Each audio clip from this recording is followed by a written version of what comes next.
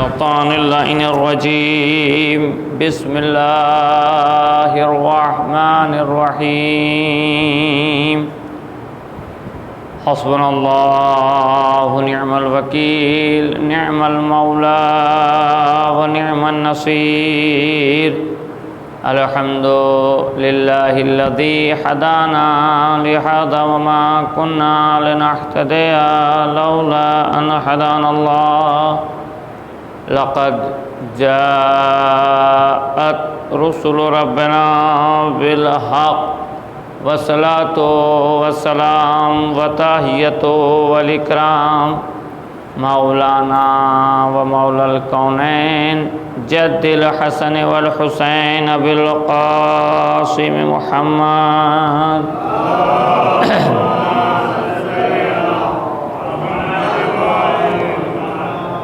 وعلى أهل بيته الطيبين الطاهرين المعصومين المظلومين المنتخبين المنتجبين أما بعد فقد قال رسول الله صلى الله عليه وآله وسلم بسم الله الرحمن الرحيم افضل الجہاد کلمۃ حق عند سلطان جائر صلوات پڑھیں محمد والے محمد.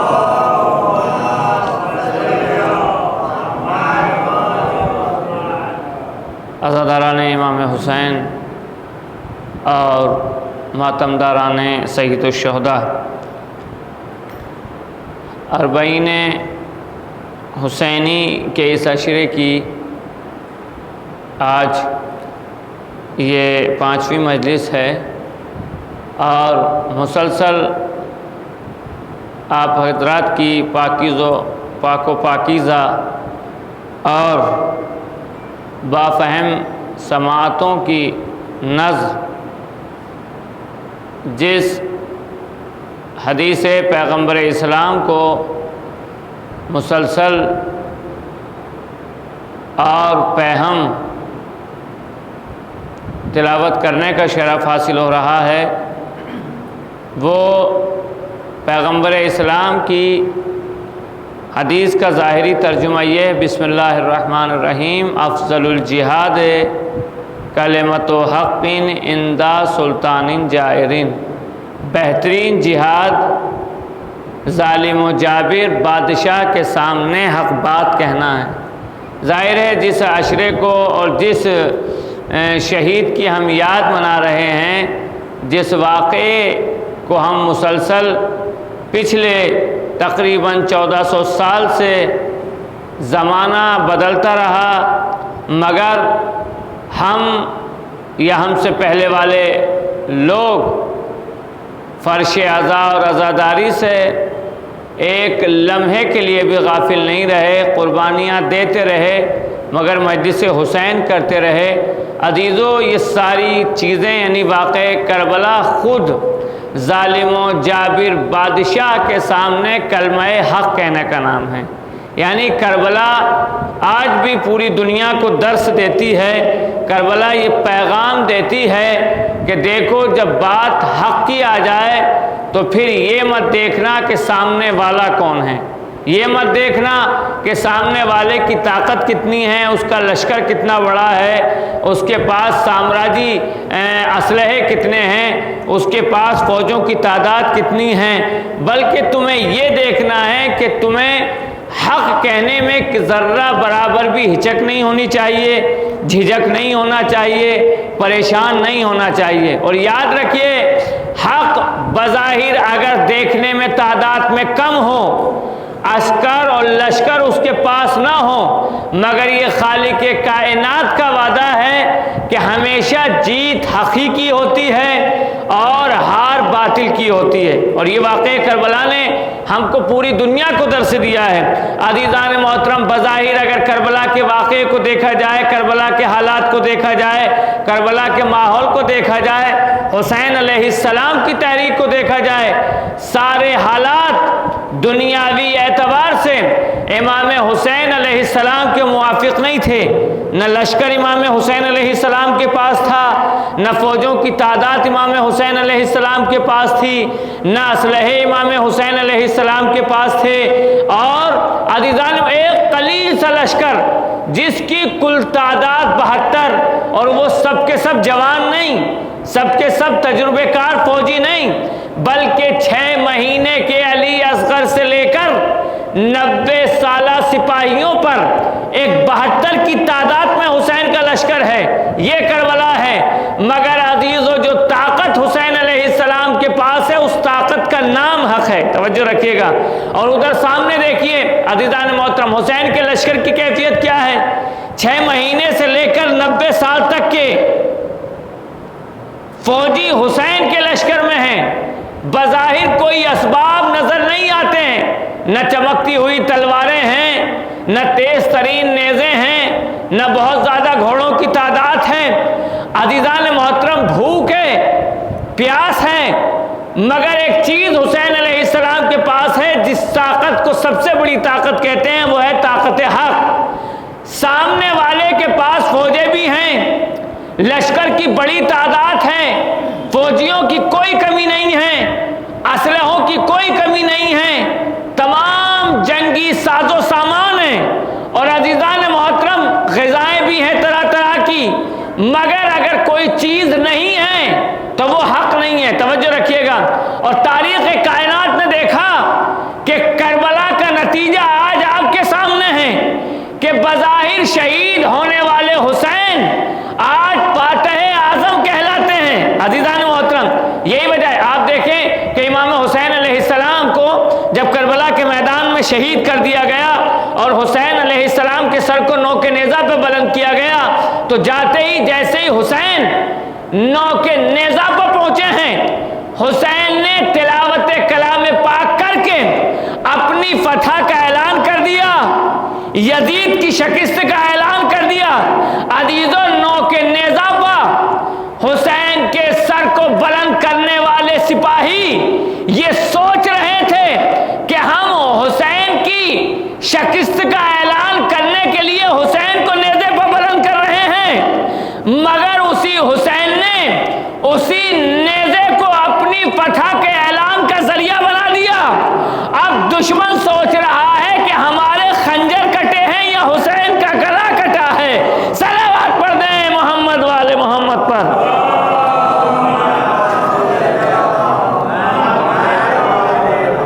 یعنی کربلا حق اور باطل کی جنگ ہے، حسین نمائندہ حق ہیں اور یزید نمائندہ باطل ہے۔ حسین کلمہ حق کو بیان کرنے کے لیے، کہنے کے لیے، بلند کرنے کے لیے یزید کے مقابلے پر ہیں، اور یزید تمام تر ظلم و ستم اور باطل قوتوں کے ساتھ امام حسین کی آواز کو دبانا چاہتا ہے۔ توجہ رکھیے گا عزیزان محترم، یہ کربلا ہے، مگر حسین علیہ السلام نے ایک لمحے کے لیے بھی، توجہ رکھیے گا عزیزان محترم، دراصل بات یہ ہے کہ یہ چیزیں، یہ کیفیتیں، چونکہ میں ایک تاریخ کے کچھ چیپٹر آپ حضرات کے سامنے رکھنا چاہتا ہوں، اور میرا مقصد ہے کہ میرے نوجوان دوست، ظاہر بزرگ مجھ سے بہتر جانتے ہیں، میرے نوجوان دوستوں کو تاریخ کے وہ چیپٹر سامنے آنے چاہیے کہ جن پر ہم عموماً توجہ نہیں کر پاتے ہیں۔ عزیزان محترم، کربلا اور یہ حق و باطل کی جنگ، عزیزان محترم، یہ جو کربلا کا عظیم سانحہ نمودار ہوا ہے، یہ دراصل پیغمبر اسلام کے اس نظام الہی سے انحراف کا نتیجہ ہے جسے غدیر کہا جاتا ہے۔ توجہ رکھیے گا عزیزان محترم، یعنی یہ کربلا جو واقعہ ہوا اور یہ جو ظلم و ستم آل محمد پر ہوئے اور پورے عالم اسلام میں جو تبدیلیاں کی گئیں، عزیزان محترم، یہ کس بات سے ہیں؟ پیغمبر اسلام جو اپنے بعد ایک نظام ہدایت امت کے حوالے کر کے گئے تھے، تاریخ نے دیکھا کہ نبی کی آنکھ بند ہوتے ہی اس نظام کو بھلا دیا گیا اور ایک نظام اور اسلام کے اندر لایا گیا۔ عزیزو، ساری برائیاں اسی نظام کی وجہ سے ہیں۔ میں آپ کے سامنے منظر رکھوں، پیغمبر اسلام نے جب غدیر میں مولا کائنات کی ولایت کا اعلان کیا، اور تو پیغمبر اسلام نے غدیر سے پہلے مقام منا پر ایک عظیم الشان خطبہ دیا ہے۔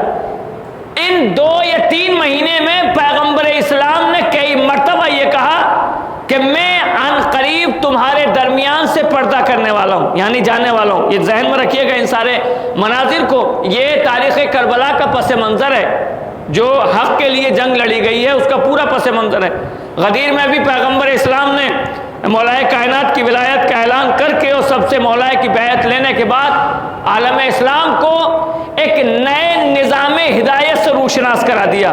یعنی دیکھو کہ اب نبوت ختم ہو رہی ہے، اب نبوت کے بعد جو سلسلہ ہدایت رہے گا امامت کی شکل میں وہ علی علیہ السلام ہے۔ اور عزیزان محترم، جب علی کو اللہ نے ولی بنایا، نبی نے اعلان ولایت کیا، تو مسلمانوں کو مشتے اور خوشخبری کے طور پر ارشاد فرمایا الیوم اکملت لکم دینکم واتممت علیکم نعمتی ورضیت لکم الاسلام دینا۔ یہ تین اہم پیغام ہیں اس قرآن کی آیت کے۔ عزیزان محترم، اور انہیں آج ہر انسان یہ چاہتا ہے نا کہ صاحب میں کوئی ایسے عمل کروں دائرہ اسلام میں رہ کر جس سے میرا پروردگار راضی ہو جائے، میرے پاس وہ دین ہونا چاہیے جس سے خدا راضی ہو جائے۔ ہوتا ہے نا انسان کی ہر زندگی میں کہ بھئی ہم جس دین کو مان رہے ہوں یہ وہی دین ہو جسے پروردگار چاہتا ہے۔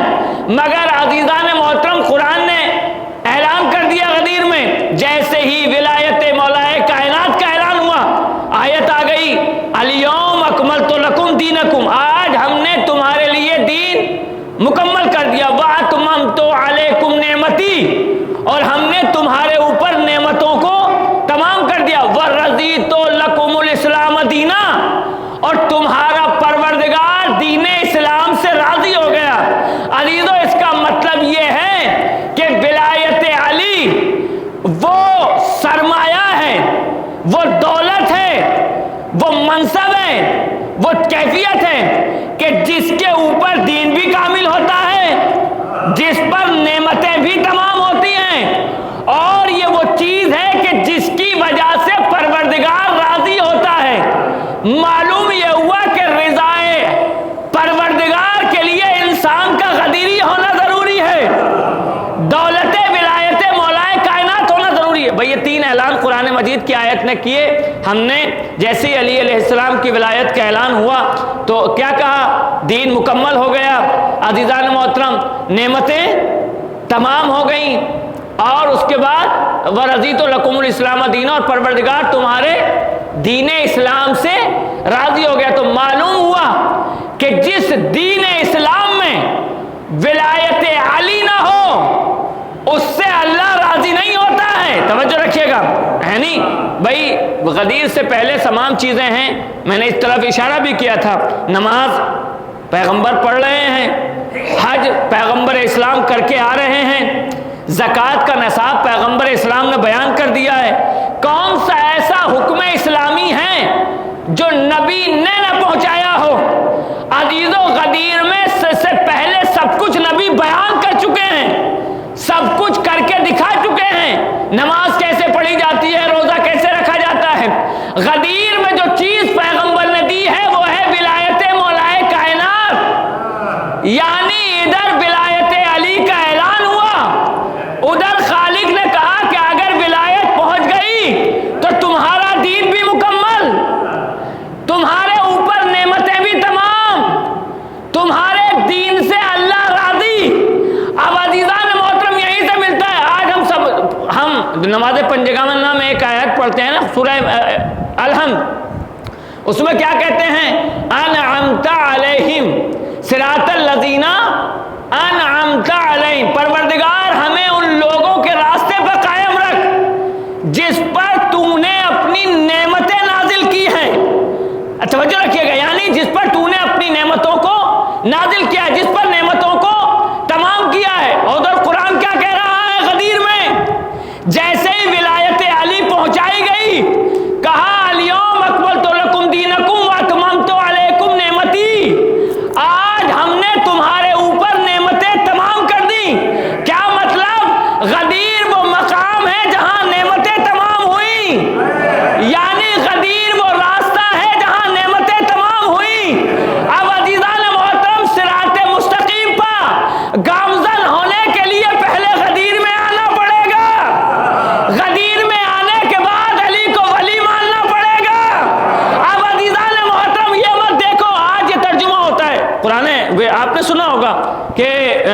یہ جو سورہ الحمد ہے، آپ عالم اسلام کی تفاسیر اٹھا کے دیکھیے، ترجمہ اٹھا کے دیکھیے، اور عالم ہمارے اہل تشیع کے ترجمہ اٹھا کے دیکھیے، سب نے لکھا ہے اہدنا الصراط المستقیم۔ عالم اسلام جو ترجمہ کرتا ہے، پروردگار ہمیں سیدھے راستے کی ہدایت کر،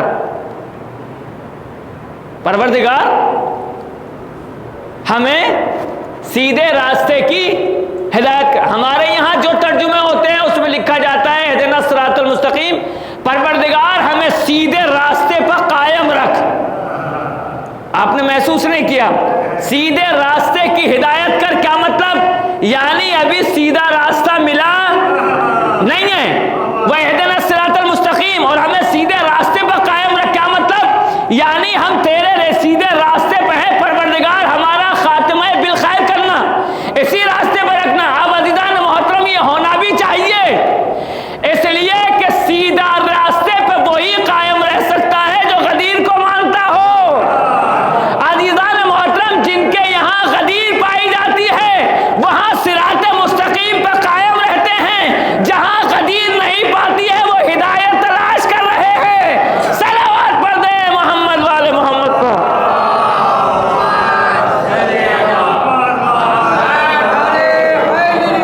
یا علی یا علی یا علی، اللہم صلی اللہ۔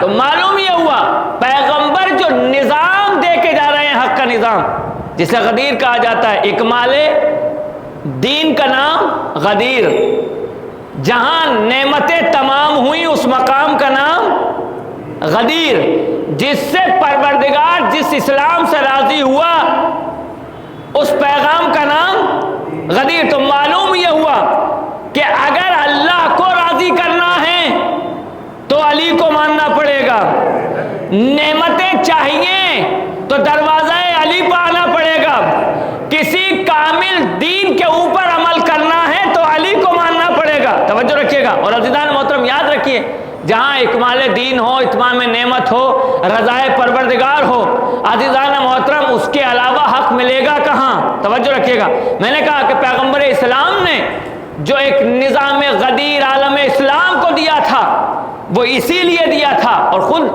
شیطان نے اعتراف کیا ہے۔ میں نے کل بیان کیا تھا آپ حضرات کے سامنے کہ اگر لوگ دل سے علی کی ولایت کو قبول کر لیتے غدیر کے بعد تو پھر دنیا میں معصیت اور گنہگار نہ ہوتے۔ اور عزیزو یاد رکھیے گا، کیوں؟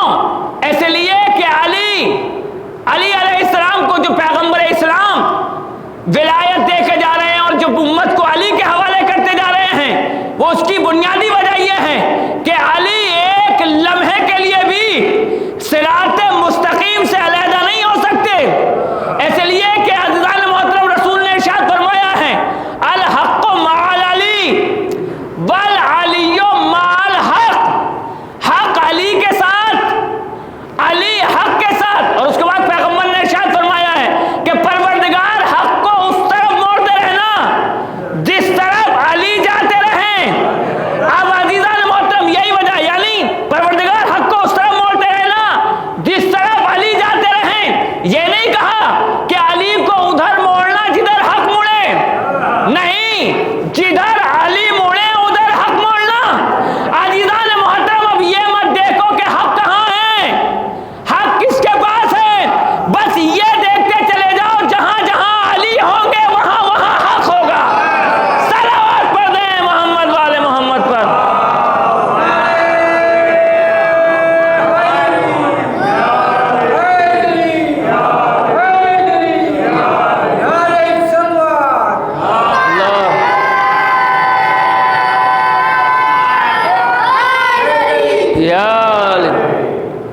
یعنی جہاں جہاں علی ہوں گے وہاں وہاں حق ہوگا، جہاں جہاں علی ہوں گے وہاں دین مکمل ہوگا، جہاں جہاں علی ہوں گے وہاں نعمت پروردگار ہوگی، اور عزیزوں نعمتیں اسی پر نازل ہوں گی جو صراط مستقیم پر ہوگا۔ توجہ رکھیے گا، اور عزیزوں یاد رکھیے گا جہاں علی ہوں گے وہاں رضایت پروردگار ہوگی، اللہ کی مرضی ہوگی۔ اور یہ کیوں نہ ہو؟ اس لیے کہ علی تو مالک مرضی پروردگار ہیں، شب ہجرت میں نفس دے چکے ہیں، مرضیاں لے چکے ہیں۔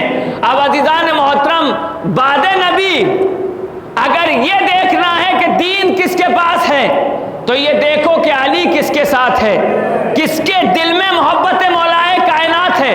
اور عزیز و پیغمبر اسلام ایک نظام دے کے گئے، غدیر کا نظام، مگر تاریخ نے عجیب و غریب کیفیت لکھی کہ بعد نبی سازشیں شروع ہو گئیں، یعنی جیسے جیسے نبی کی وفات کا وقت قریب آیا، عالم اسلام کے کچھ لوگوں نے، نام نہاد مسلمانوں نے سازشیں شروع کریں۔ تاریخ نے لکھا ہے کہ پیغمبر اسلام میں بہت یہ بڑے عجیب و غریب و تلخ حقیقتیں ہیں تاریخ کی، جو آپ حضرات کے سامنے بڑی احتیاط کے ساتھ رکھنا چاہتا ہوں، چونکہ بہت ساری چیزیں ہوتی ہیں کہ کھل کے بہت ساری باتیں بیان نہیں کی جاتی ہیں۔ تاریخ نے لکھا ہے کہ پیغمبر اسلام کی وفات کا وقت جیسے جیسے قریب آیا، پیغمبر اسلام ویسے ویسے مولائے کائنات کی خلافت کو متحقق کرنا چاہتے تھے، یعنی لوگوں کو منوانے، وہ سارے منصوبے کر رہے تھے۔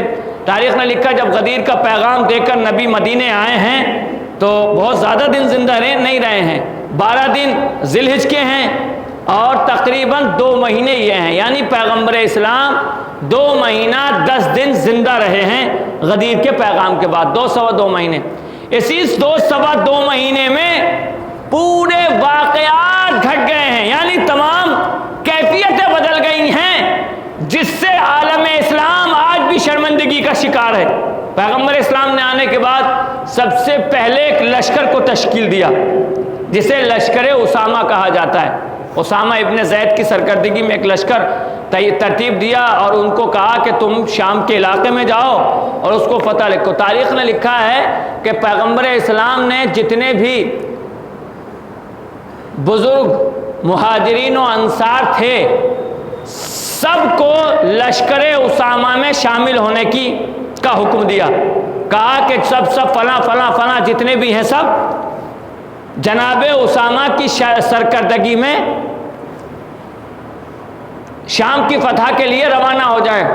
مگر وہ لوگ جو علی کی خلافت کا انکار کرنے والے تھے، انحراف غدیر سے انحراف کرنے والے تھے، وہ بھی ایک لمحے کے لیے چین سے نہیں بیٹھے ہیں۔ تاریخ نے لکھا ہے کہ پیغمبر اسلام نے ان تمام لوگوں کو جن سے یہ خطرہ تھا کہ یہ علی کی خلافت و ولایت کے منکر ہوں گے، سب کو مدینے سے لشکر اسامہ کے ساتھ بھیجنے کی پوری تیاری کر لی۔ اور عزیزو ایک ایک کے نام بنام پیغمبر نے کہا جاؤ فلاں تم بھی جاؤ، فلاں تم بھی جاؤ، فلاں تم بھی جاؤ، فلاں تم بھی جاؤ۔ تاریخ نے لکھا کہ منافقین اور منکرین غدیر ہیلے بہانے کر رہے تھے کہ ہم کسی طرح سے لشکر اسامہ میں نہ جائیں۔ کیوں؟ انہیں دیکھ رہا تھا کہ پیغمبر بیمار ہو چکے ہیں، بستر علالت پر ہیں، اور پیغمبر اپنی وفات کی خبر بھی دے چکے ہیں، لہذا بہت دن زندہ رہنے والے نہیں ہیں۔ پیغمبر اسلام نے جب دیکھا کہ لوگ ہیلے بہانے کر رہے ہیں، پیغمبر منبر پر آئے اور آنے کے بعد پیغمبر اسلام نے کہا کہ جو بھی لشکر اسامہ میں نہیں جائے گا، میرے حکم کی خلاف ورزی کرے گا، اس پر اللہ اور رسول کی لعنت ہے۔ میں نے بیان کر دیا، آپ نے سن لیا۔ یعنی پیغمبر اسلام نے جو تخلف لشکر اسامہ کر رہے تھے ان پر کیا کہا؟ جو نہیں جائے گا اس پر اللہ کی اور اس کے رسول کی لعنت ہے۔ مگر اس کے بعد بھی لوگ ہیلے بہانے کرتے رہے۔ عزیزان محترم، آپ نے دیکھا نہیں، منکر غدیر کی پہلی سزا تو یہ ہوتی ہے کہ وہ خدا اور نبی کی نظر نگاہ میں مستحق لعنت قرار پاتا ہے۔ توجہ رکھیے گا، تاریخ نے لکھا پیغمبر نے اس کے بعد چند لوگ بادل خواستہ نکلے۔ مگر ہوتا کیا ہے کہ ہمارے یہاں بھی کہ گھر کا بھیدی، ہمارے یہاں ایک مثال دی جاتی ہے، ہمارے علاقے میں پتہ نہیں یہاں کیا ہے، گھر کا بھیدی لنکا ڈھائے۔ گھر کا بھیدی، شاید میرے نوجوان دوست اور بچے اس چیز کو سمجھ جائیں، یعنی انسان کے اندر کا اگر کوئی مخبر بن جائے کسی گھر کا تو پھر وہ گھر جلدی سے بھئی پیغمبر اسلام نے دین کو پہنچایا ہے، خود پیغمبر اسلام کے گھر سے ایک خاتون تھی جو مسلسل پیغمبر کی کیفیت و طبیعت کے بارے میں منافقین کو خبر دے رہی ہے۔ پیغمبر نے جب لعنت بھیجی تو بہت سے لوگ بادل ناخواستہ نکل گئے اور مدینے کے باہر جا کے پڑاؤ ڈال دیا۔ تاریخ میں لکھا ہے، میں چونکہ نام نہیں لینا چاہتا، نام آپ مجھ سے بعد میں معلوم کر سکتے ہیں، مگر آپ بس یہ سمجھ لیجئے کہ جو بعد نبی جنہوں نے اہل بیت کے حق کو چھینا ہے وہی اس کے مرکزی کردار ہیں، جو باتیں میں بیان کرنے جا رہا ہوں۔ تو ظاہر ہے جب پیغمبر اسلام نے یہ کہا کہ جو بھی لشکر اسامہ میں شامل نہیں ہوگا اور جہاد کے لیے نہیں جائے گا اس پر اللہ اور اس کے رسول کی لعنت ہے، لوگ بادل ناخواستہ چلے گئے۔ جناب اسامہ بھی پیغمبر اسلام سے اجازت لے کر چلے گئے۔ جناب اسامہ لشکر کو حرکت دینا چاہتے ہیں، مگر انہی منافقین نے کہا کہ اسامہ ابھی جلدی مت کرو، پیغمبر کی طبیعت صحیح نہیں ہے، ایسا نہ ہو کہ ہم چلے جائیں اور مدینے میں کوئی حادثہ۔ پیغمبر چاہ رہے ہیں کہ یہ جلد سے جلد چلے جائیں، یعنی سازش کرنے والوں سے پیغمبر مدینے کو خالی کرنا چاہتے ہیں، مگر سازش کرنے والے اپنی ضد پڑے ہوئے ہیں۔ لہذا تاریخ میں لکھا کہ ادھر پیغمبر اسلام کی طبیعت جب ذرا تھوڑا سا رات کو خراب ہوئی تو ایک خاتون نے پیغمبر کے گھر کی اپنے غلام سے کہا، جاؤ لشکر اسامہ میں جا کے فلاں فلاں اول اور دوم اور ابو عبیدہ جرہ کو اطلاع کر دو کہ پیغمبر کی طبیعت صحیح نہیں ہے، لہذا جتنی جلدی ہو رات ہی میں تم مدینے واپس آؤ۔ اب جیسے ہی جناب صہیب غلام رسول گئے، وہاں جانے کے بعد وہ ان سے ملے اور ملنے کے بعد کہا کہ آپ کے لیے پیغام آیا ہے گھر سے اور پیغمبر کی طبیعت صحیح نہیں ہے، لہذا تم مدینے واپس چلو۔ بس تاریخ نے لکھا ہے کہ یہ اس غلام کو لے کے تینوں لوگ اور جناب اسامہ کے پاس پہنچے، کہا کہ دیکھو یہ صہیب آئے ہیں مدینے سے، پیغمبر کی طبیعت صحیح نہیں ہے، لہذا آپ ہمیں اجازت دیں کہ ہم مدینے چلے جائیں۔ جناب اسامہ نے کہا کہ آپ ایسے مت جائیے، لشکر پہ اثر غلط پڑے گا، آپ رات میں کسی وقت چلے جائیے۔ یہ رات کے سناٹے میں آ گئے۔ تاریخ نے لکھا ہے کہ یہ رات میں مدینے میں داخل ہوئے۔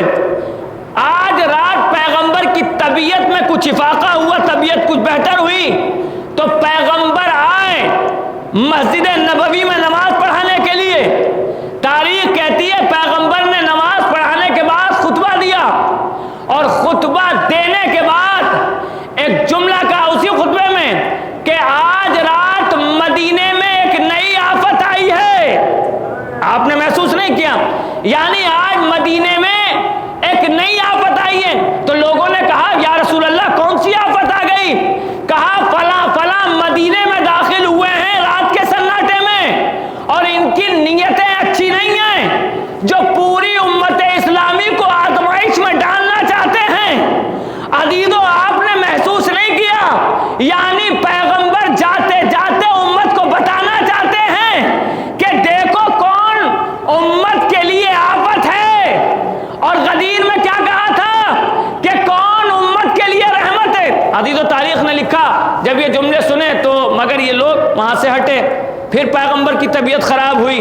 اب جیسے ہی پیغمبر کی طبیعت خراب ہوئی تو گھر کی پھر اس خاتون نے غلام کو بھیجا، کہا جاؤ جا کے فلاں صاحب سے کہہ دو کہ وہ آج چونکہ نبی کی طبیعت بہت خراب ہے اور علی ان کی تیمارداری میں لگے ہوئے ہیں، لہذا وہ نماز پڑھانے نہیں آ سکتے، تم مسجد میں آ جاؤ تاکہ لوگوں کو نماز پڑھا دو اور کل تم لوگوں کے اوپر دلیل قائم کر سکو کہ میں نے زمانہ پیغمبر میں نماز پڑھائی ہے۔ لہذا تاریخ نے لکھا کہ یہ صاحب تیار ہو کے مسجد میں آ گئے۔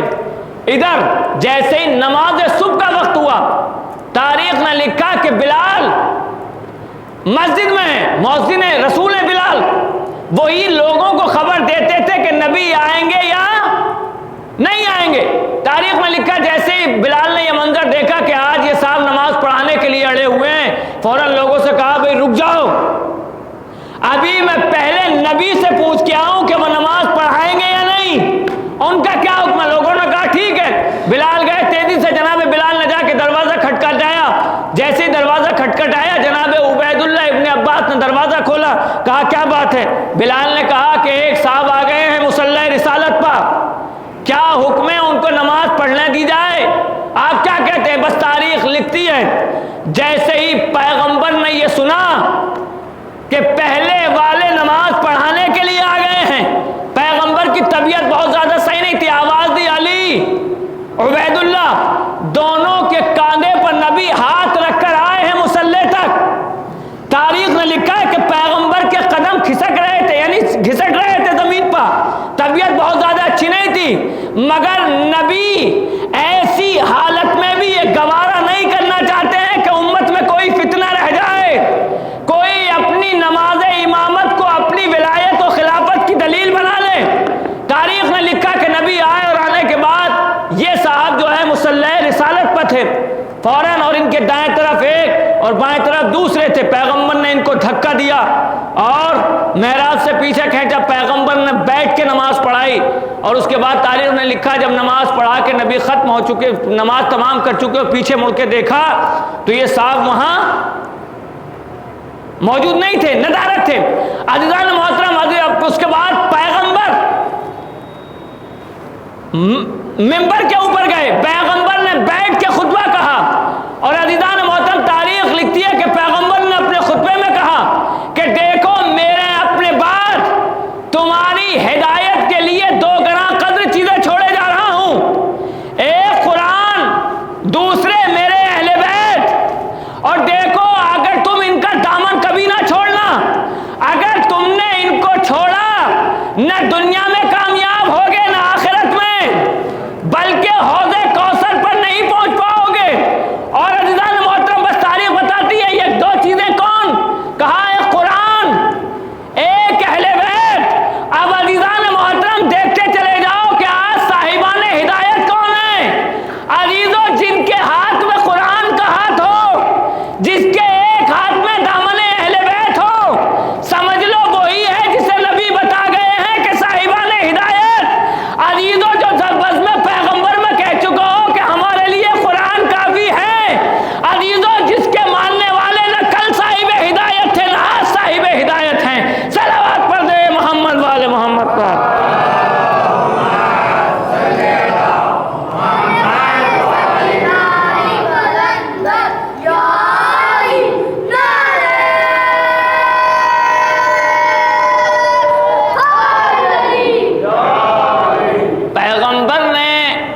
جو نظام دینا چاہتے ہیں، اور تاریخ نے لکھا ہے یہ 3-4 دن کے اندر ایک عجیب و غریب واقعہ، صاحب صحیح بخاری نے اس واقعے لکھا ہے کہ جناب عبداللہ ابن عباس جب اس واقعے کو ہائے جمعرات کہہ کے، المیہ جمعرات کہہ کے رویا کرتے تھے، تو لوگ پوچھتے تھے کہ عبداللہ ابن عباس یہ بتائیے کہ جمعرات کو ہوا کیا تھا؟ کہا بات یہ تھی کہ ہم لوگ پیغمبر اسلام کی بزم میں بیٹھے ہوئے تھے، پیغمبر کی طبیعت صحیح نہیں تھی، پیغمبر اسلام نے کہا مجھے کاغذ اور قلم دوات دے دو تاکہ میں تمہارے لیے ایک ایسا نوشتہ لکھ دوں کہ جس کے بعد تم گمراہ نہ ہو۔ تاریخ نے لکھا ہے کہ نبی کے بعد صحابہ نے کہا کہ نبی کو کاغذ اور قلم دوات دے دیا جائے، ایک صاحب نے کہا کہ کاغذ قلم دوات دینے کی ضرورت نہیں ہے، اس لیے کہ ہمیں قرآن کافی، حسبنا کتاب اللہ، ہمیں کتاب خدا کافی ہے، لہذا کاغذ قلم دوات دینے کی ضرورت نہیں ہے، اس لیے کہ ان کا دماغ نعوذ باللہ نبی کو ہذیان ہو گیا۔ عزیزوں کون ہے یہ؟ وہی ہے جو کل رسول کی خلافت مانگنے والا ہے، آج نبی کے دماغ پر شک کر رہا ہے، کہا نعوذ باللہ ہذیان ہو گئے اور ہمیں قرآن خدا یعنی کتاب خدا کافی ہے۔ عزیزوں یاد رکھیے کتاب خدا کافی ہونے کا دعویٰ وہ کر رہا ہے جسے زندگی میں ایک سورہ یاد نہ ہوا۔ عزیزان محترم اگر کتاب خدا کافی ہوتی تو مولوی کتاب کے لیے ہو سکتی ہے، کیا اس کے لیے ہو سکتی ہے جو 72 مرتبہ کہہ چکا ہو لولا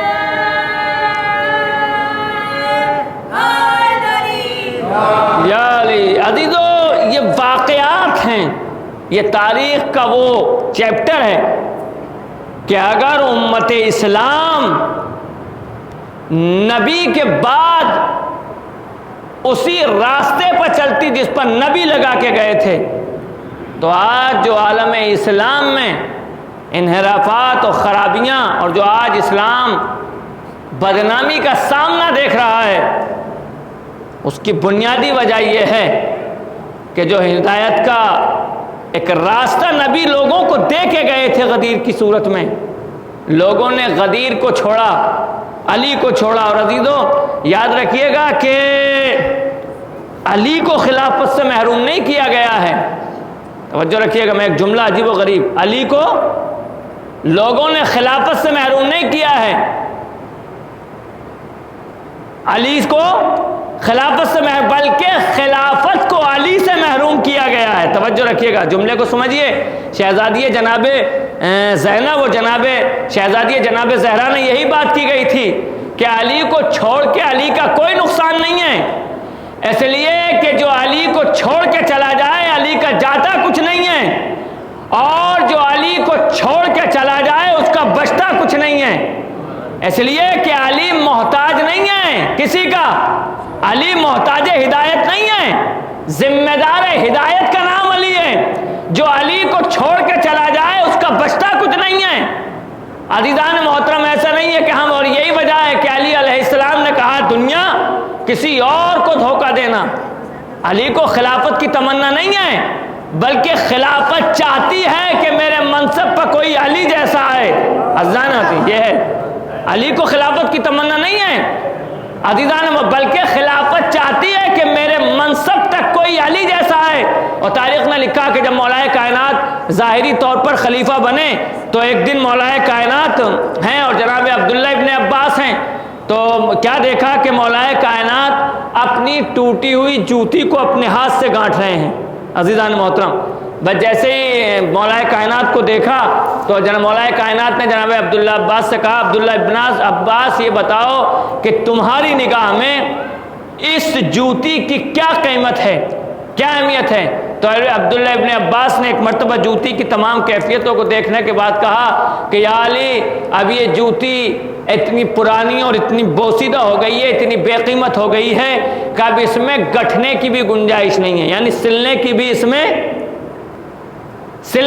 اس میں گنجائش نہیں ہے۔ بس جیسے یہ جملے جناب عبداللہ ابن عباس نے کہے تو مولا کائنات نے کہا، عبداللہ ابن عباس، میری نگاہ میں تمہاری حکومت، تمہارے اوپر حکومت کرنے سے زیادہ یہ جوتی قیمتی ہے۔ توجہ رکھیے گا، میری نگاہ میں تمہارے اوپر حکومت کرنے سے کہیں زیادہ اس جوتی کی قیمت ہے۔ یعنی علی بتانا چاہتے ہیں کہ لوگ جس دنیا کو حاصل کرنے کے لیے آل محمد پر ظلم کر رہے تھے، علی کی نگاہ میں اس دنیا کی کوئی حیثیت نہیں ہے۔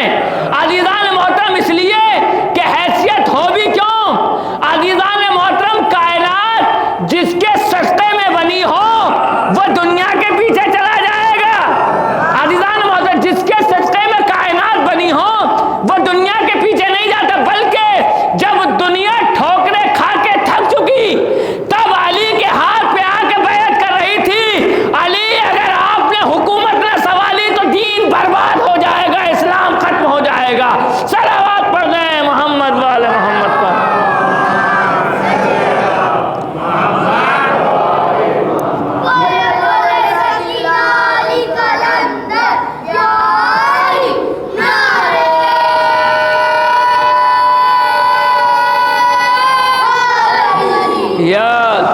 یعنی علی پیغمبر جو نظام دینا چاہتے ہیں، اور عزیزان محترم یہ سیرت آل محمد رہی ہے۔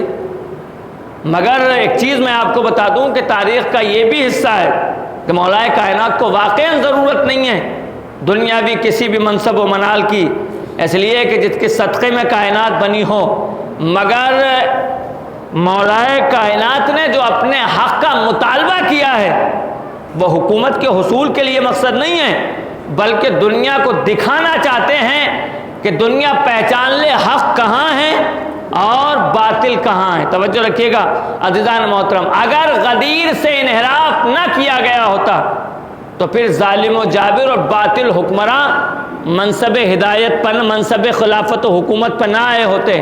اور عزیزو یاد رکھیے، آج اسلام کا وہ حشر نہ ہوتا جو دنیا آج اسلام پہ طعنے تنزیہ اور اعتراضات کرتی ہے۔ عزیزو یہ اس کی بنیادی وجہ ہے جو غدیری اسلام ہے، آج پوری غیر اسلامی دنیا کو فیس کر رہا ہے، اور جو غدیر کے علاوہ اسلام ہے قدم قدم پر شرمندگی کا سامنا ہے۔ اور عزیزو حسین علیہ السلام فیصلہ کن جنگ کے لیے جو کربلا کے میدان میں آئے ہیں، وہ اسی لیے آئے ہیں تاکہ دنیا سمجھ جائے کہ حق کہاں ہے اور باطل کہاں ہے۔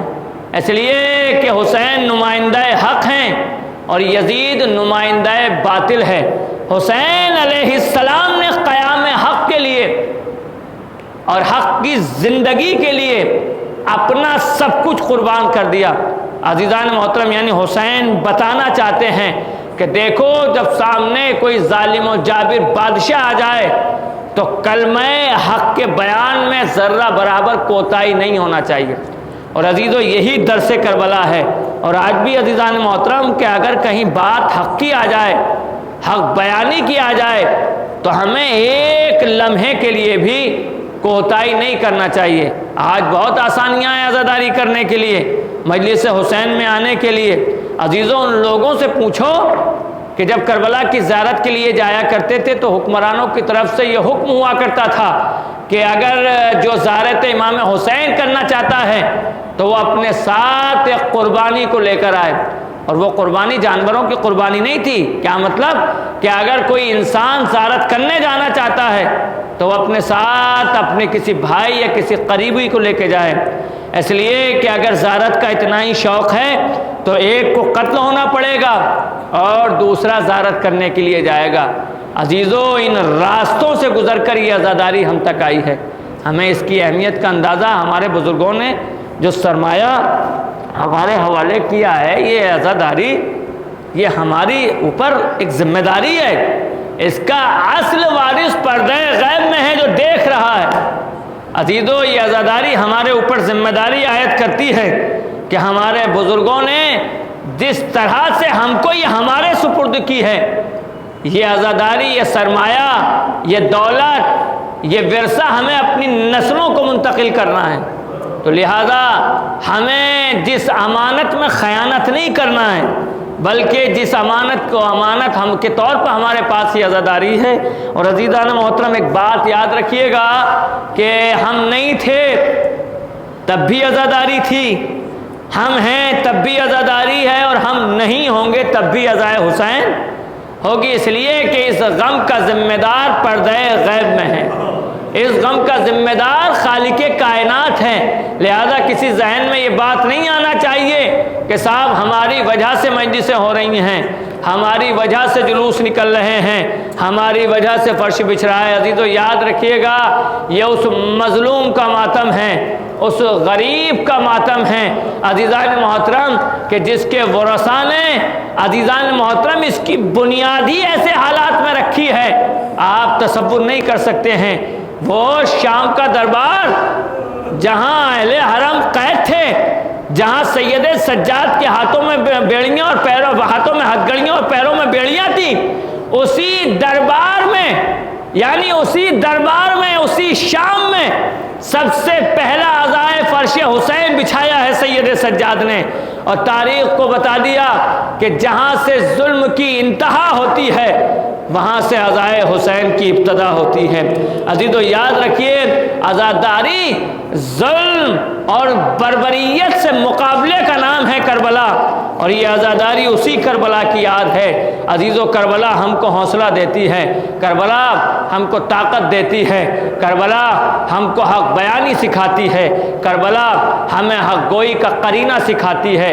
حسین علیہ السلام نے کربلا کے میدان میں جو قربانیاں دی ہیں عزیزو کم نہیں ہیں، مگر عزیزو مصیبتیں سید سجاد کی شام اور کوفے میں ہیں، چونکہ یہ دن ہیں 40 کے، اور یہ وہ دن ہیں کہ جن تاریخوں میں علی اور اولاد فاطمہ زہرا اور علی کی بیٹیاں شام کے زندان میں قید ہیں۔ عزیزو، سید سجاد نے جب پوچھا گیا کہ آپ کو سب سے زیادہ مصیبتیں کہاں پڑیں، کہا آپ شام شام شام کہا کرتے تھے۔ انہی مصیبتوں میں سید سجاد نے بتایا کہ کون کون سی مصیبتیں تھیں، تو سید سجاد کہتے ہیں کہ بلوائے عام تھا اور میری ماں اور بہنیں میں مقنع و چادر تھی، یہ سب سے بڑی مصیبت تھی۔ اور اس کے بعد سید سجاد کہتے ہیں کہ ہمیں جب شام میں داخل کیا گیا اور ہمیں شام کے دروازے سے داخل کرنے کے بعد دربار شام میں لایا گیا تو ہمیں یہودی اور نصرانیوں کے محلے سے گزارا گیا، اور یہ آواز دی جا رہی تھی کہ یہ وہ ہیں جن کا اسلام میں کوئی مقام نہیں ہے۔ میں نے جملہ کہہ دیا، آپ نے سن لیا۔ عزادارو، سید سجاد سے پوچھو جس نے انسانیت کو مقام دیا ہو، جس نے لوگوں کو مسلمان بنا کے عزتیں دی گئی ہوں، اسی کے سامنے اس کی ماں بہنوں کے لیے کہا جا رہا ہے لوگوں سن لو ان کا اسلام میں کوئی مقام نہیں ہے۔ اور عزیزو، ایک اور مصیبت جسے سید سجاد نے بیان کیا ہے، آپ بیان کرتے ہیں کہ ہمیں شام کے ایک ایسے خرابے میں ٹھہرایا گیا، ایک ایسے قید خانے میں ٹھہرایا گیا کہ جس کے اوپر نہ چھت تھی نہ دروازہ تھا، لوگ نکلتے بڑھتے ہم اسیروں کا تماشا دیکھا کرتے تھے، لوگ نکلتے بڑھتے ہم اسیروں کا تماشا دیکھتے تھے۔ دن کی دھوپ ستاتی تھی، رات کی اوس تڑپاتی تھی۔ عزادارو، تاریخ نے لکھا ہے اسی شام کے قید خانے میں جب جناب زینب قید تھی تو تاریخ نے دیکھا ایک کنیز گزری شام کے اس قید خانے کے دروازے سے، جہاں اس نے زینب اور زینب کے گھرانے کے کچھ بچوں کو، قیدیوں کو بھوک اور پیاس سے تڑپتے ہوئے دیکھا۔ یہ کنیز آئی اپنی شہزادی کی خدمت میں، کہا شہزادی آج جمعرات کا دن ہے اور میں دیکھتی ہوں تمہیں جب سے تمہاری کنیزی میں آئی ہوں کہ تم ہر جمعرات کو اپنے آقا و مولا کی صحت و سلامتی کی نظر کا کھانا بناتی ہو، اور کھانا بنانے کے بعد اسے غریبوں میں، مسکینوں اور یتیموں میں کھانا کھلاتی ہو، اور تم جا کے ان کو کھلاتی ہو، کہاں کرتی ہوں؟ کہا شہزادی آج جب آپ اپنے مولا کی نظر کا کھانا بنائے نا تو آج میں نے شام کے فلاں محلے کے خرابے میں کچھ ایسے قیدیوں کو دیکھا ہے کہ جو چہروں سے تو صاحب بزرگ لگتے ہیں مگر ان کی حالت دیکھی نہیں جا رہی ہے، چھوٹے چھوٹے بچے ہیں جن کے چہروں اور ہونٹوں پر پیاس اور بھوک کی وجہ سے پپڑیاں ہیں۔ کہا اچھا، لہذا میں چاہتی ہوں کہ آج جب آپ کھانا بنائیں تو اپنے آقا مولا کی نظر کا کھانا ان قیدیوں تک پہنچا دیں۔ عزادارو، اس معظمہ نے کھانا تیار کیا اور اپنی کنیز کے ساتھ کھانا لے کر شام کے اس مقام پر پہنچی جہاں زینب کبریٰ